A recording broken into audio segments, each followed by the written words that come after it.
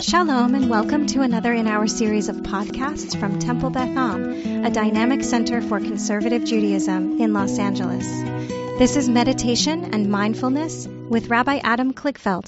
Good morning, everyone, to those who are joining on Zoom. Good morning those who are here in person, and those who might be watching live on Facebook, and also to those who are hearing this later on the Temple Beth Am podcast. This is a slight shift. For the last almost 2 years, I've been offering meditation twice a week on Zoom only on Wednesdays and Fridays at noon. We're now shifting to once a week, Friday mornings, right after our daily meeting at Temple Beth Am, including in person. And this is an opportunity for us to grab 15 minutes, or for those of us who've been davening, 15 more minutes, where the tasks of the day and the to-do lists and our relationship with the physical world and the material world are put to the side, and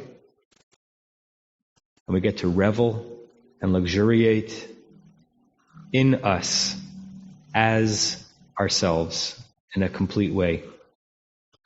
To quote one of my teachers that I quote often from my retreat in India, in this meditation, the obligation is to repose in yourself, to find that repose, that rest, in nowhere else but you. You have all that you need in your body and in your mind to claim a sense of profound tranquility and rest. And even if it doesn't last all day, because it can't, it can be extremely meaningful while it's happening. As we go into the meditation in a moment, I'll be sharing with you a short frame that emerges from where we are in the weekly Torah cycle. And as always, I invite you either to listen to my voice in the particulars and have that help direct your mind, or ignore my voice completely in the particulars and simply have the experience be one which is enveloping you and bringing you to a deeper place of the understanding of self. So in that in mind, I ask you to close your eyes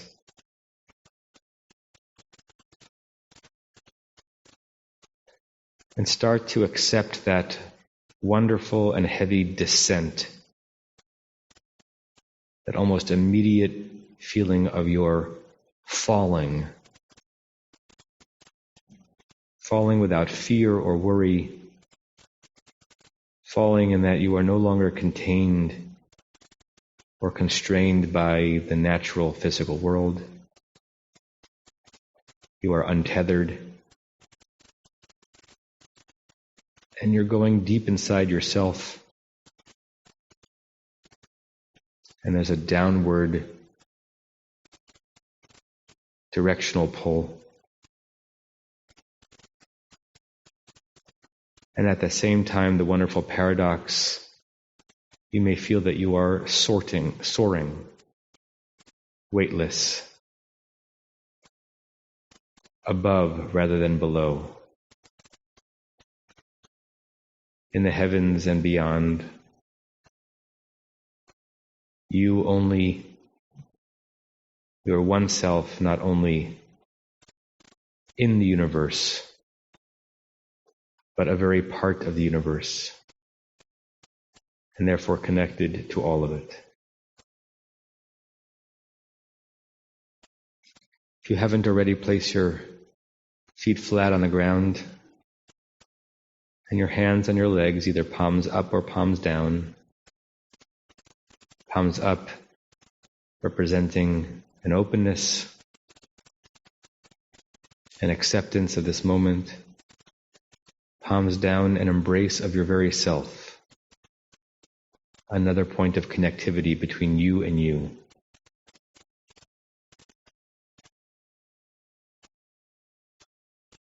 And bring your mind to any point in your body that seems like it's holding too much tension. It's too taut, muscles contracted unnecessarily. and give your body the gift of release. Lower your shoulders.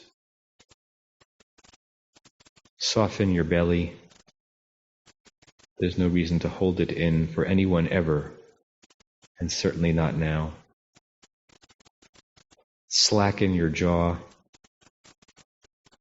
Unfurrow your brow. Even let your eyeballs feel light in their sockets. And place attention on your spine, that it be straight and strong,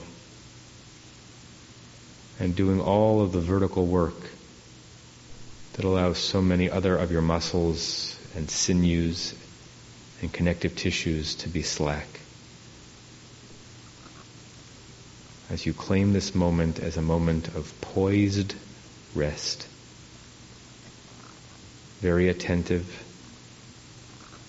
you're very awake, this is not slumber. You're very focused. You're more alert than you may be at any point during the day. But you're also at rest with a bodily serenity and a mindful serenity enveloping you.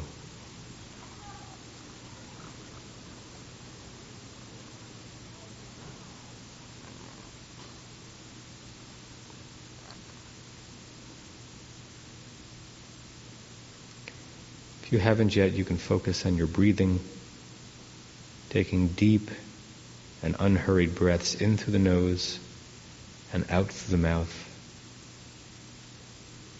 trying to turn an automatic, instinctive act into a delightful, chosen act, where every moment of that breath is a gift. The feeling of the air through your nostrils, breathing as if your nostrils were in your belly, each breath being taken in all the way, and the difference in the cool of the air coming in and the warm of the air coming out, and a recognition of the grand equilibrium that allows you to take in from the environment the exact molecules you need,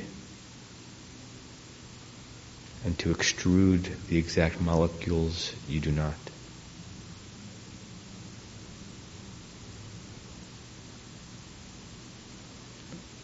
And as you hold this space, allowing thoughts to come into your mind and then releasing them almost as quickly as they come, so that there will be almost no memory of a thought that you had. Each thought a helium balloon. It comes to you, you don't know where it came from. It doesn't define you, you release it. There's empty space, and another one comes. As that process is happening in the foreground or the background, I invite you to think about the place we are in our weekly Torah reading.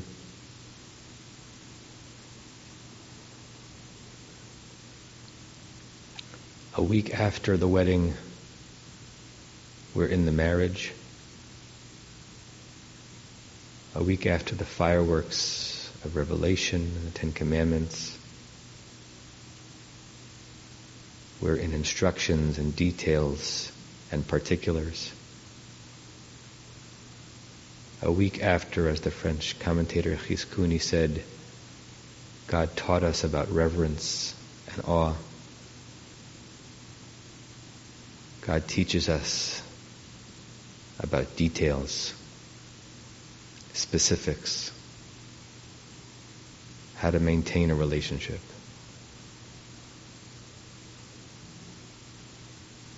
I invite you to linger in that nexus, the relationship between the grand emotional feeling and pronouncement and the nitty-gritty that makes something last. And which moment is this?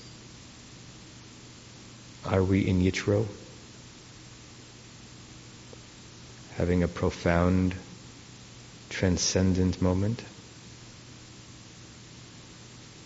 Or are we in Mishpatim, where every instruction for how to sit and how to breathe and how to guide your thinking is what's most important?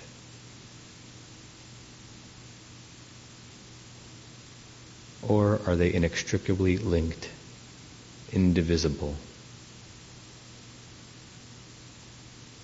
with perhaps the specifics of how you experience the breath coming in through your nose being the most transcendent moment of your day, of your week, a moment that can't be eclipsed for its sense of yirah, of reverence, of awe for your body, for God's created world, for reality itself.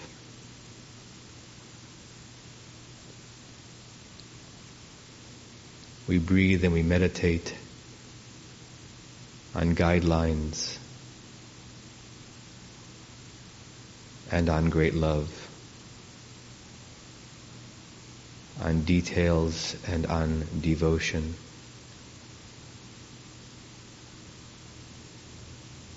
On reverence for something greater than us, and respect for the small things that perpetuate that very reverence. And we sit in gratitude, and we hold this space.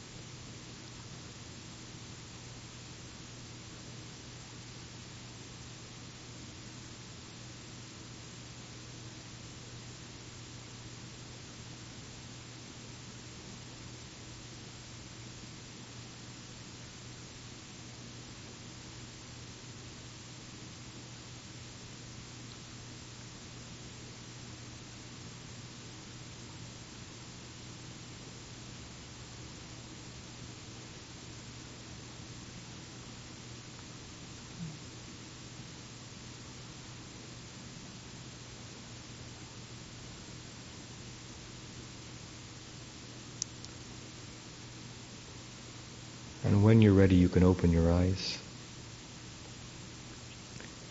and return back to the world that we'll inhabit for the rest of the day.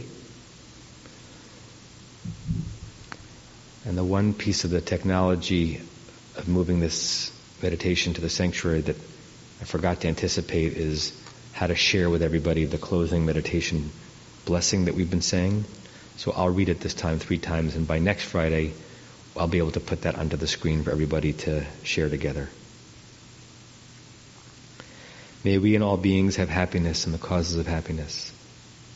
May we all be free of suffering and the causes of suffering. May we all experience true happiness that has no taint of suffering. And may we live in great equanimity, free from burdening attachment to loved ones and contempt for others, but rather with compassion for all. May we and all beings have happiness and the causes of happiness. May we all be free of suffering and the causes of suffering. May we all experience true happiness that has no taint of suffering. May we live in great equanimity, free from burdening attachment to loved ones and contempt for others, but rather with compassion for all. May we and all beings have happiness and the causes of happiness. May we all be free of suffering and the causes of suffering. May we all experience true happiness that has no taint of suffering. And may we live in great equanimity, free from burdening attachment to loved ones and contempt for others, but rather with compassion for all. And I wish you all a shalom and a namaste and a Shabbat shalom. And I hope to see you a lot in the next week, but no later than 1 week from today, 8:15 Pacific time, for our next guided meditation. Bye, everybody. You have been listening to another in our series of podcasts from Temple Beth Am, a dynamic center for conservative Judaism in Los Angeles. If you enjoy these podcasts, we invite you to write a review on the Apple Podcast site or wherever you get your podcasts. For more information about Temple Beth Am Los Angeles, go to tbala.org.